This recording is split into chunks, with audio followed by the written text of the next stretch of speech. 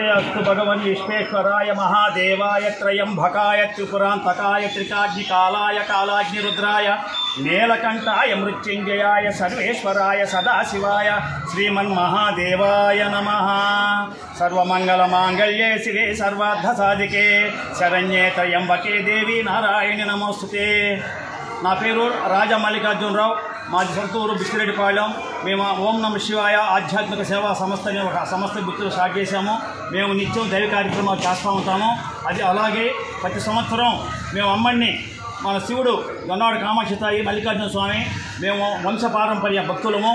మేము ప్రతి సంవత్సరము దసరాకు వచ్చి అమ్మడి దగ్గర స్వామి దగ్గర సేవ చేసుకుంటాము। అలాగే ఈ సంవత్సరం కూడా ఇచ్చాము। గతంలో మాకు కార్యక్రమాన్ని చేసుకుంటున్నాం, ఈ సంవత్సరం చేసుకుంటున్నాం।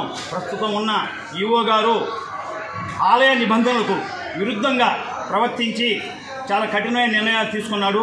సరే మేము మా కిందికి గమ్ముకొన్నాము। ఒకరోజు దసరా నవరాత్రి పూజలప్పుడు 9వ తేదీ 10వ తేదీ కాలరాత్రి పూజలు ప్రతిరోజు జరుగుతాయి। ఆ 2 రోజులు దర్శనం ఆపేశారు। దానికి ముందు జరిగినాయి, తర్వాత జరిగినాయి। దర్శనం ఆపేశారు, మాకు సమాధానం చెప్పేవాళ్ళేరు। ఎవరినన్నా కుళ్ళే స్టాఫ్ని అడిగితే నువ్వు పో, ఈవోని అడుక్కోపో, మా సంబంధం లేదు అని చెప్పి ర్యాష్గా సమాధానం చెప్పారు। తర్వాత వచ్చేసి పూజా కార్యక్రమం అయిన తర్వాత ఉభయదాతలు పంపించిన తర్వాత అమ్మవారిని దర్శనం చేపిస్తారు। ఆ దర్శనం లేదు। నేను బుచ్చిరెడ్డిపాళెం గ్రామ కాపురస్తులు ఇరికాల ప్రసాద్ గారు ఫ్యామిలీ మొత్తము నైట్ 2:30 గంటల క్యూలో ఉన్నాము। క్యూలో ఉంటే దర్శనం లేదు। దర్శనం లేకపోయిన తర్వాత పూజారులు వచ్చేసి మా మీద అభిషేకం చల్లుతారు। ఆ రోజు ప్రసాద్ అలియాస్ పండు అనే అబ్బాయి మా మీద నీళ్లు చల్లినాడు। వాటన్నిటి మీద నేను కంప్లైంట్ పెట్టాను ఎండోమెంట్ డిపార్ట్మెంట్కి, జిల్లా ఏసీ గారికి, మన గౌరవనీయులైన ఎమ్మెల్యే ప్రశాంత్ రెడ్డి గారికి, మన దేవాదాయ శాఖ మంత్రి ఆనం రానారెడ్డి గారికి తర్వాత పెట్టాను। పెట్టిన తర్వాత కనీసం 2 నెలలు అయింది ఇప్పటికీ। వాటి మీద ఎలాంటి విచారణ జరగలేదు। జరగకపోయిన తర్వాత తదుపరి నేను లోకాయుక్తకి హోమ్ రైట్స్ పెట్టాను। పెట్టిన తర్వాత లోకాయుక్త వాళ్ళు విచారణ జరపమని వచ్చారు। వాళ్ళు విచారణ నిమిత్తం ఈరోజు నన్ను పిలిచినారు। పెంచులకాని ఈవో గారు అయినటువంటి శ్రీనివాసరెడ్డి గారు ఈ విచారణకి వేశారు। ఆ సారు అడిగాడు, ఆయన అడిగినన్నిటికీ నేను గౌరవప్రదంగా సమాధానం చెప్పాను। తర్వాత వచ్చేసి నన్ను నా పిల్లల్ని అందరూ అభిషేకం చేసుకొని తేదీ వచ్చేసి 11/10/24 శుక్రవారం ఉదయం గుళ్ళు అభిషేకాలు చేసుకొని భోజనానికి వచ్చాము। భోజనానికి వచ్చినప్పుడు తలుపు తీసుకుంటే మేము కూడా అందరి మాది భక్తుల మాది పోయిన తర్వాత లోపల ఉన్నాము 5 మంది। మేము మొత్తం సుమారు 20 మంది దాకా ఉన్నారు। 20 మందిలో మా 5 మందిని పర్టికులర్గా చొక్కా పట్టుకొని లాగినారు। నన్ను చొక్కా పట్టుకొని నడబెట్టి బయట చూసినాడు। కోసాము ఈవో గారు వచ్చి లాగారు। తర్వాత నా బిడ్డల్ని రే కూర బయటికి పండి చెప్పి పెద్దగా అరుస్తూ ఉండే నేను బయట ఉన్నాను। అయినా కూడా నా యొక్క ధర్మం కోసం అమ్మని రోడ్డు మీద లాగా తవ్వు పెట్టుకోకుండా నేను మనసులో దాచుకొని ఉన్నాను। తర్వాత శనివారం ఆదివారం గుళ్ళో నిద్ర చేశాను। 2 గంటలప్పుడు స్వామిని నా కళ్ళకు చూపించిన అమ్మని।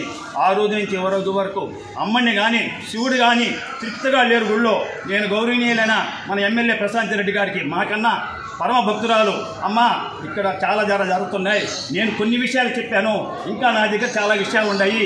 ఈ 12 రోజుల్లో ఈవో గారు గుడి నిబంధనలకి విరుద్ధంగా చాలా చేస్తున్నాడు। నేను అవన్నీ తీసుకొని త్వరలో లోకాయుక్తలో ఇంకొక ఫైల్ చేస్తున్నాను। అవసరమైతే మా యొక్క ఓం నమ శివాయ ఆధ్యాత్మిక సేవా సంస్థ తరఫున లీగల్గా కూడా ఫైట్ చేసడానికి మేము సిద్ధంగా ఉన్నాము। అమ్మని విషయంలో మేము కాంప్రమైజ్ కాము, మాకు ఆమె పరమ భక్తురాలు। అలాగే భోజనం ఆ రోజు పంపించిన తర్వాత బైపాస్లో మాంస హోటల్లో పోయి నేను భోజనం చేసుకొని నా దీక్ష భంగం కలిగింది। అమ్మని కాడికి క్షమాపణ చెప్తున్నాను। దసరా రోజు సాయంత్రం ప్రదక్షిణాలు చేస్తుంటే ఎంత వెడల్పుంది గుడి, 3 వరుసలు లేడీస్ తరుగుతుంటారు। మాకు అసలు అర్థం కావడలే, గుడి ఎక్కడ పడుతుంది మాకు అర్థం కావడలేదు। అలాగే ప్రసాదాలు పెట్టింది, ఇక్కడ చిన్న టేబుల్ కూడా ఏర్పాటు చేయలేకపోయాడు। ఒకరోజు స్టూల్ మీద పెట్టాను, ఒకరోజు గిన్నె పాడించి గిన్నె మీద పెట్టాను। అదేమన్నంటే మాకు చెప్పాలి కంప్లైంట్ కోసం మనం వచ్చే భక్తులు వేడ సారు ప్రవర్తన కానీ పరివర్తన బాగలేదు। మన నెల్లూరు జిల్లాలో ఆనం నానారెడ్డి గారు వాళ్ళ పెద్దలు, వాళ్ళు ఎంతో విలువ గలవాళ్ళు, పేరు గలవాళ్ళు।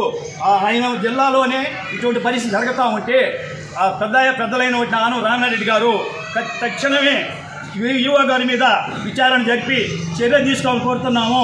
మన ఎమ్మెల్యే గారు కూడా ఖచ్చితంగా మా ప్రశాంతమ్మ గారు మీరంటే మాకు చాలా గౌరవం ఉంది, మీరు మాకన్నా ఆధ్యాత్మిక కార్యక్రమం చేస్తున్నారు, ఖచ్చితంగా ఈవో గారు తప్పు చేస్తున్నారు. నేను అంతా మాల సాక్షిగా అమ్మని సాక్షిగా చెప్తున్నా, తప్పు చేశాడు. చాలామంది నా దగ్గర చాలా కూడా ఉన్నాయి, త్వరలో లోకాయుక్తుల కేసు ఫైల్ చేస్తాను. కాబట్టి మీరందరూ విలేకరులు కూడా మాకు సహకరించి వచ్చినందుకు మీకు ధన్యవాదాలు చెప్తున్నాము. ఈరోజు విచారణలో నా వైపు చెప్పాను. ఈవో టెంపుల్ ఇన్ఛార్జ్ మురళి గారు అబద్ధం చెప్పాడు. ఈరోజు వచ్చి అతను మంచివాడి వ్యక్తి, ఈవో దెబ్బకి భయపడి అబద్ధాలు చెప్పాడు. నేను మురళిగొండ అడిగా, మురళి గారు మీరు మంచివాడు తప్పు చేస్తారని అడిగాను. సరే వాళ్ళ వర్షం చెప్తున్నా, వర్షం చెప్పాను. ఎంక్వైరీ ఆఫీసరు నేను ఇచ్చిన కాగితం పైకి పంపించి నీకు న్యాయం చేస్తాను హామీ ఇచ్చాడు. ఆయన న్యాయం కోసం, మన ఎమ్మెల్యే ప్రశాంత్ రెడ్డి గారి న్యాయం కోసం, ఆనం రామారెడ్డి గారి న్యాయం కోసం ఎదురు చూస్తున్నాను. నాకు న్యాయం జరిగిన పక్షంలో మా సంస్థ తరఫున కాంప్రమైజ్ అయ్యే సమస్య లేదు. మేము ఎంతకైనా పోరాట సిద్ధంగా ఉన్నాము, అందరికీ తెలియపరుస్తున్నాము. ఓం నమః శివాయ. భక్తులకి ఇక్కడ వచ్చే భక్తులు అందరూ కూడా భోజనం అనేది అమ్మవారి ప్రసాదంగా చూస్తారు, అంతేగాని ఇక్కడ భోజనం చేసేది మిగుల్చుకునే విధానం కాదు. అక్కడ భక్తులకి ఎటువంటి విలువ లేకుండా లోపల వాళ్ళని బయటికి లాగి బయట నుంచి ఇంకొందరిని పంపడం అనేది అది హీనమైన చర్య. అది కూడా సాక్షాత్తు ఈవో గారే చేశారంటే అది ఇంకా ఆయన విజ్ఞతకే వదిలేస్తున్నాము. కానీ ఇటువంటివన్నీ మరలా రిపీట్ కాకుండా ఉండేదానికోసము, వేరే భక్తులు ఎవరికి కూడా ఇటువంటి ఇబ్బంది కలగకుండా ఉండేదానికోసమే మేము పోరాడుతున్నాము.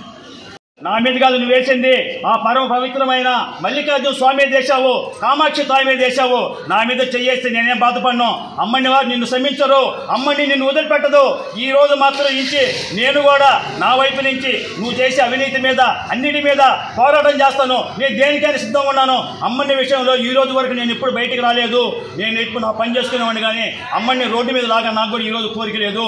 నువ్వు ఈరోజు ఇందాక అడిగితే నువ్వు పెడదరగా సమాధానం చెప్తున్నా, కానీ సానుకూలంగా సమాధానం చెప్పడం లేదు. నేను తప్పు చేయలేదని అంటావు, తప్పు చేసిన దాన్ని మాత్రం అబ్జర్వ్ ఆడుతున్నావు. నువ్వు ప్రమాణికం చెప్తావు, అమ్మని కాడికి వచ్చి నేను చేస్తా, నాకు జరిగింది అన్యాయం అని ప్రమాణికం చేస్తా. నేను పరమ భక్తుడిని అమ్మనికి, మీ అందరికీ తెలుసు నేను ఎవరైంది, నేను ఏం చేసే కార్యక్రమాలు నీకు తెలుసు. నీ అంతరాత్మ తప్పు చేస్తున్నావు, తప్పు దిద్దుకొని అమ్మని రోడ్డు మీద లాగబాకు. నేను దండం పెట్టి చెప్తాను, యువ గారు తప్పు చేస్తున్నా చేయబాక, నేను మరీ కోరుకుంటూ సెలవు తీసుకుంటున్నా.